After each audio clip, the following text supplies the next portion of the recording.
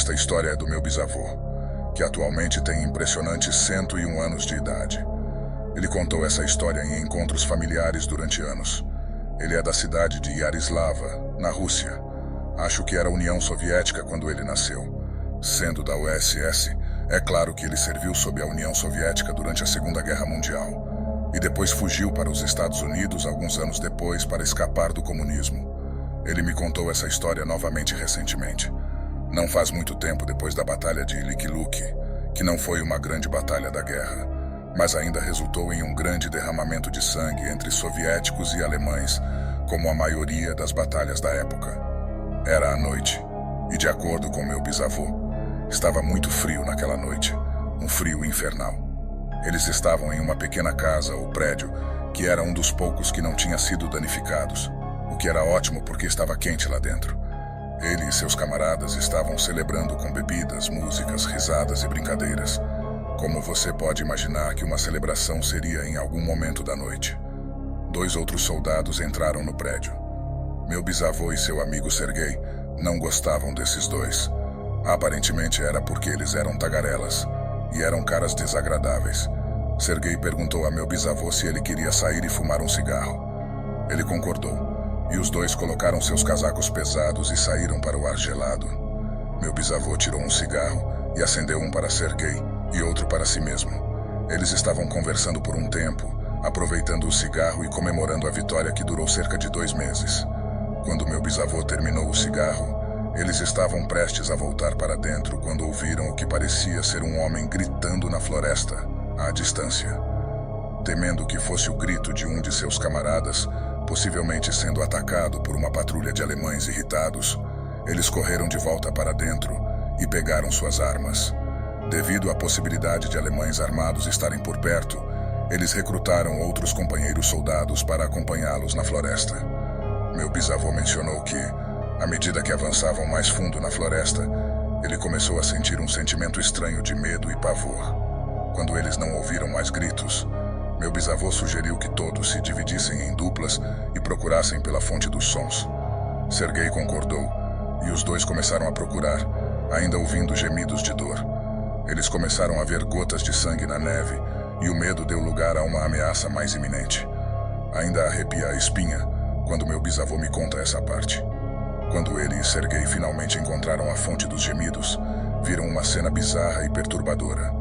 2 soldados alemães estavam no chão, um deles morto e o outro vivo. As roupas de um deles estavam rasgadas e ensanguentadas, e o que estava vivo estava encolhido junto a uma árvore, murmurando coisas em alemão. Eles não notaram meu bisavô e Sergei imediatamente, já que estavam concentrados em sua situação. Meu bisavô se aproximou do corpo do soldado morto. Ele estava horrivelmente mutilado, faltando membros e com a pele arrancada do rosto. O uniforme estava rasgado e parecia que ele tinha sido escalpelado. Outra coisa que chamou a atenção de meu bisavô foi o cheiro. Algo que ele não conseguia descrever. Diferente do cheiro de um corpo morto. Algo mais como produtos químicos. O corpo parecia fresco.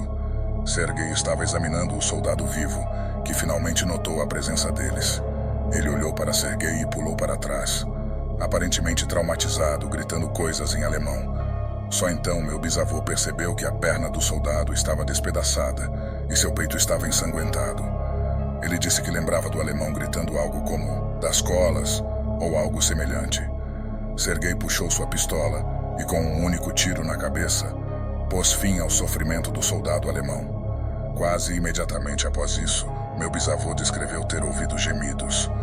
E então uma figura alta começou a correr na escuridão, afastando-se deles.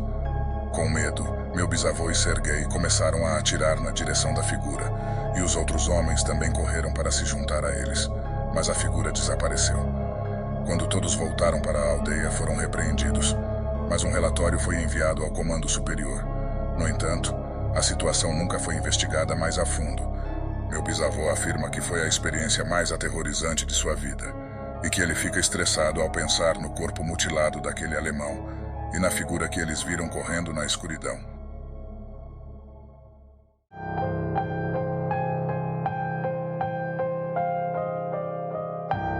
Isso aconteceu quando meu noivo Gabriel e eu acabávamos de nos mudar juntos para a nossa casa em uma pequena cidade tranquila onde ainda vivemos. A casa é modesta, pequena e fofa, perfeita para nós e para 1 ou 2 filhos, se decidirmos tê-los. Logo de cara, conhecemos um dos vizinhos, que pareciam simpáticos. Eram um casal mais velho, na faixa dos 60 anos.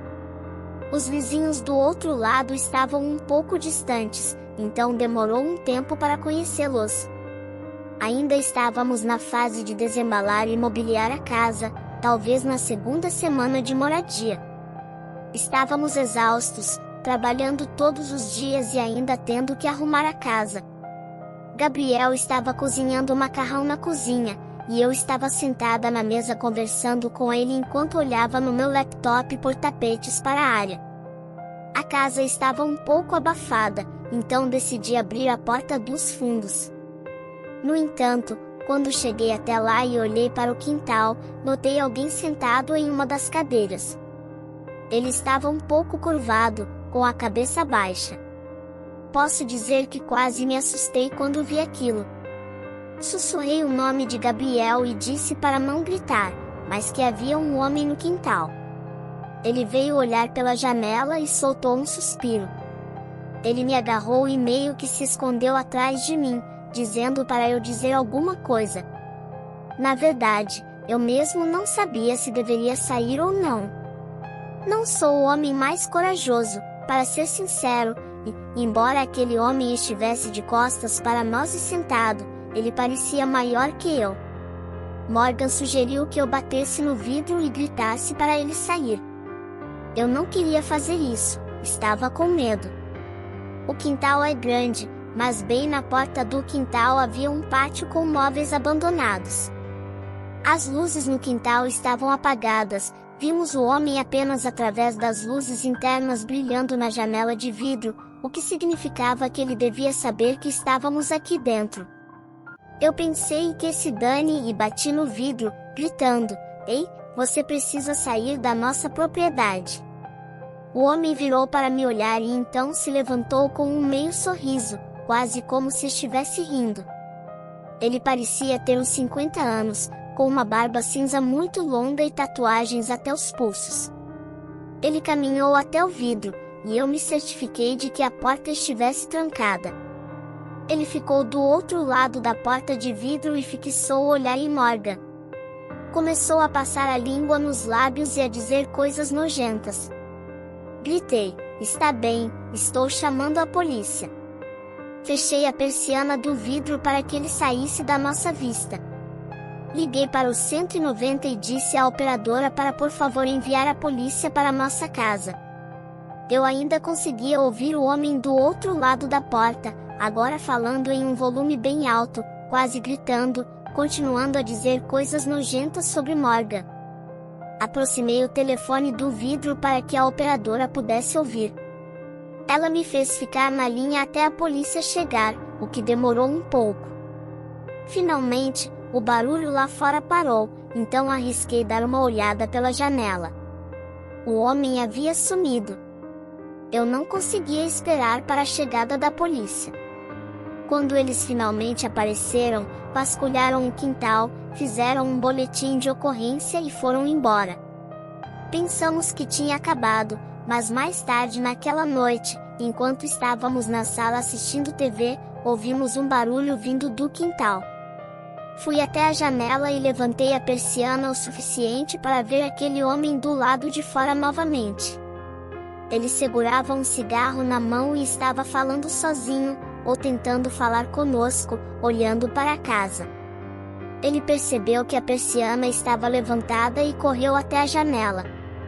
Pulei para trás e ele começou a bater na janela, dizendo coisas horríveis sobre o que queria fazer com a Morgan. Disse a ela para subir as escadas, não queria que ela ouvisse mais nada. Gritei: "Vou chamar a polícia de novo." Então, os batimentos pararam e ele ficou em silêncio. Esperei alguns segundos antes de levantar a persiana novamente, e ele havia sumido. Subi as escadas para confortar Morgan, que estava visivelmente abalada. Disse a ela que ele tinha ido embora, quando na verdade eu deveria ter ligado para a polícia de novo. Lá embaixo, ouvi barulhos vindos do quintal, mas ele não voltou naquela noite.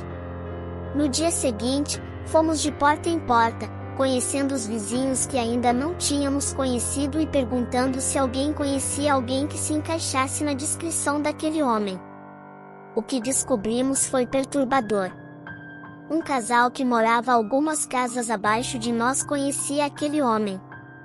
Ele era conhecido por agredir a ex-mulher, tinha problemas com álcool e drogas, e era geralmente considerado muito perigoso. Ele morava a algumas quadras de nós, em uma casa.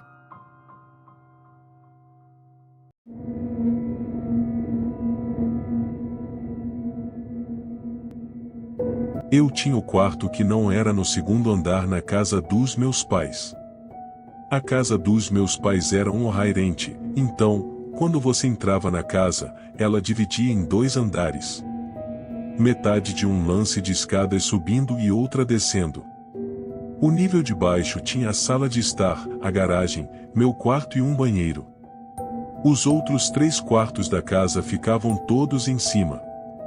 Como cresci como o mais velho e o único menino na casa com 2 irmãs, eu ganhei o quarto de baixo, porque era o maior e tecnicamente o quarto mais legal. Depois que fiz 10 anos, meus pais deram minha cama de solteiro para minha irmãzinha, e eu ganhei uma cama de casal, o que foi uma melhoria, pois o quarto era grande e podia acomodar uma cama maior. Quando eu tinha 12 anos, minhas irmãzinhas tinham cerca de 5 e 8 anos. Nessa idade, eu era permitido ficar sozinho em casa, mas minha irmãzinha de 5 anos não podia ficar sozinha comigo. Minha irmãzinha de 8 anos só podia ficar sozinha comigo se meus pais não fossem sair por muito tempo. Se eles fossem ficar fora por períodos mais longos do dia, um dos meus pais levaria minhas irmãzinhas para este curto período de tempo, digamos, 3 noites seguidas, talvez um pouco mais. Eu estava acordando no meio da noite sem motivo e tinha dificuldade para voltar a dormir. Considerando que eu tinha 12 anos, eu sabia que não deveria estar tendo problemas para dormir nessa idade.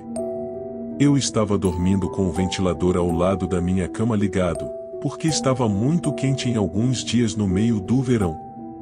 Então, eu não tinha certeza do que exatamente estava me acordando, já que o ventilador fornecia um ruído branco constante.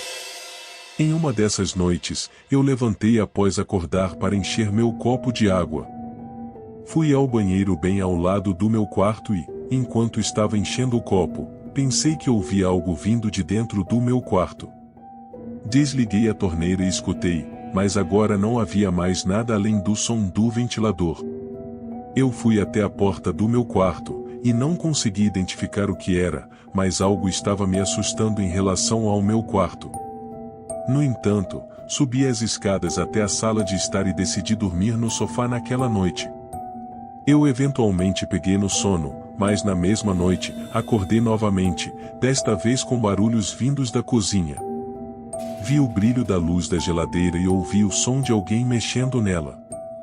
A forma como o piso estava disposto fazia com que a cozinha estivesse fora do alcance da visão da sala de estar. Não consegui ver quem estava lá. Ouvi a porta da geladeira finalmente fechar, depois passos se afastando e descendo as escadas. Estava sonolento, então voltei a dormir. Acredito que foi no dia seguinte que minha mãe estava dobrando roupas no meu quarto e ela me disse que meu quarto estava com um cheiro estranho e que eu precisava limpar o que quer que fosse aquilo.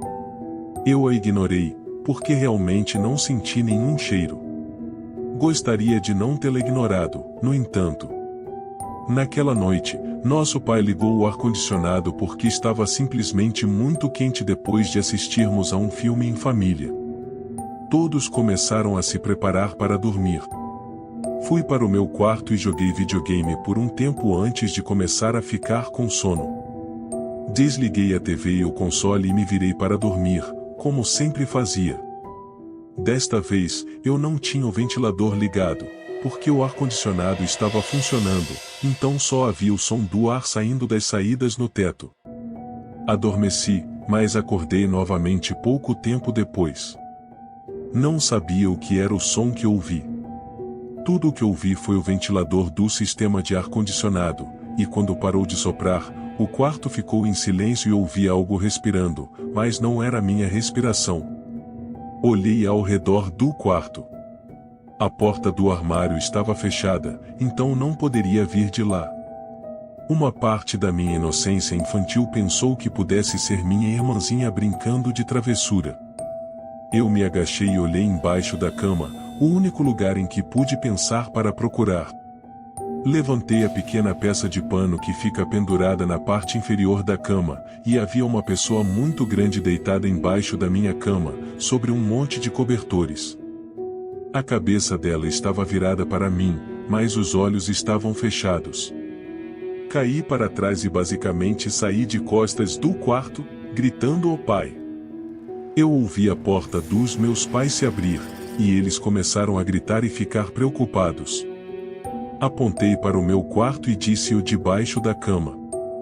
Meu pai foi lá e puxou para fora um homem muito grande e sujo. Lembro-me de meu pai forçando facilmente o homem a sair enquanto minha mãe ligava para o 911. Tenho certeza de que ele foi para a prisão por um tempo, ou talvez não, porque estava sem teto, quem sabe. Isso causou muitos danos mentais a mim, a ponto de eu não querer mais dormir no meu próprio quarto, quanto mais naquela casa. Tive que dormir entre meus pais por um tempo, até que meu pai instalou câmeras de segurança por toda a casa. Jogamos fora tudo o que foi aberto na geladeira, porque não tínhamos ideia do que ele colocou na boca lá dentro. O medo de alguém estar debaixo da minha cama permaneceu comigo por muito tempo, nos anos seguintes. Nem sabíamos por quanto tempo ele estava se escondendo debaixo da minha cama. Poderia ter sido alguns dias. O cheiro, a pessoa mexendo na geladeira, acordando aleatoriamente todas as noites por alguns dias. Quer ele tivesse mais intenções ou não, ter alguém escondido debaixo da sua cama é o maior pesadelo de qualquer criança.